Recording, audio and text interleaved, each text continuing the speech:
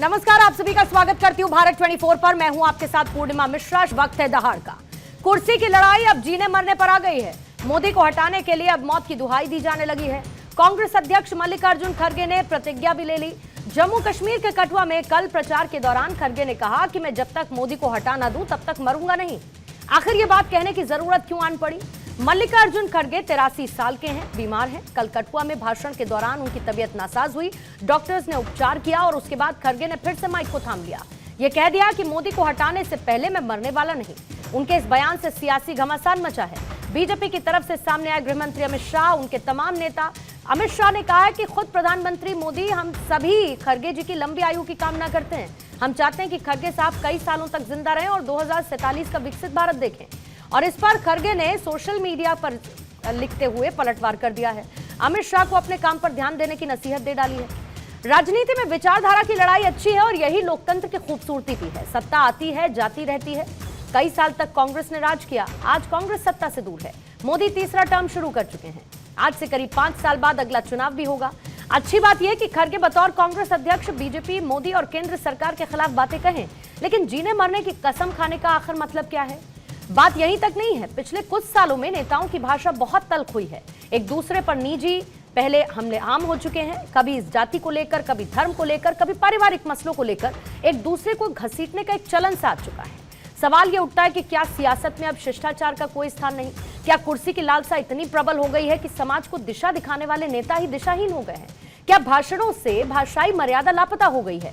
आज इसी को समझने की कोशिश करेंगे, लेकिन उससे पहले मल्लिकार्जुन खड़गे का बयान और इस पर मचा सियासी घमासान। चाहे कुछ भी हो, मैं ऐसा ही छोड़ने वाला नहीं। अब मेरे को तो 83 इयर्स चल रहे, इतना जल्दी मरने वाला नहीं हूँ। जब तक मोदी को नहीं हटाएंगे तब तक मैं जिंदा ही रहूंगा, आपकी बात सुनूंगा, आपके लिए लड़ूंगा। धन्यवाद। देखिए, मल्लिकार्जुन खड़गे साहब के स्वस्थ होने की कामना करते हैं। वो लंबा जीवन जिए ऐसी भी दुआ करते हैं।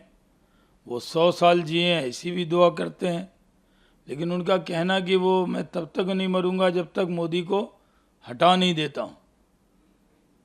तो मैं तो कामना करता हूँ कि वो और लंबा जिए और जब अपने जीवन का 100वां साल पूरा करें तो प्रधानमंत्री नरेंद्र मोदी जी से उनको गुलदस्ता मिले उनके 100वें जन्मदिन पर, और लंबे काल तक उनको जीवन उनका रहे, ऐसी भी कामना करता हूँ।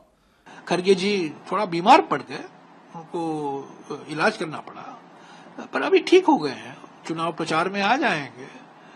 बड़े आक्रामक है, बड़े सक्रिय हैं, उनका कोई नजरअंदाज नहीं कर सकता। तो ये जो हमारे गृह मंत्री को अपने काम पर और थोड़ा ध्यान देना चाहिए, मणिपुर में ध्यान देना चाहिए। मुझे लगता है कि खड़गे साहब राहुल गांधी के विरोधी हैं, क्योंकि मोदी जी तो अभी 100 साल बचेंगे और तब तक राहुल गांधी बूढ़े हो जाएंगे, उनको मौका नहीं मिलेगा। खड़गे साहब, आप यही चाह रहे हैं। खड़गे साहब, नरेंद्र मोदी हजारों साल तक भारत की जनता के दिलों पर वास करते रहेंगे। कोई जिंदा रहे, कोई मर जाए, इससे कोई अंतर नहीं पड़ सकता है।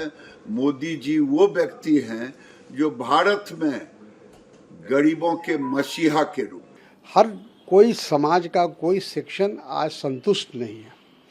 तो इसी बात को ध्यान में रखते हुए खड़गे जी ने कहा कि मैं उस समय तक नहीं मरूंगा। मतलब उनकी इच्छा है, मरना जीना तो ये तो ऊपर वाले के हाथ में है, लेकिन उनकी इच्छा ये है कि जब तक हम इस रिजिम को, मोदी रिजिम को, भारतीय जनता पार्टी की सरकार को हटा नहीं लेंगे तब तक हम मरने वाले नहीं हैं। तो ये एक तरह से उन्होंने एक उनका जो संकल्प है उसको उन्होंने दोहराया।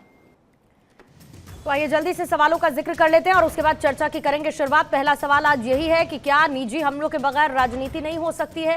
खड़गे के लिए मोदी को हराना जीने मरने का सवाल आखिर क्यों है? भाषाई मर्यादा की सीमा आखिर क्यों नेता लांघते रहे थे और लांघ रहे हैं? कुर्सी के लालसा में सियासी शिष्टाचार क्या खत्म हो चुका है? राजनीतिक बयानबाजी में निजी हमले कहां तक जायज हैं?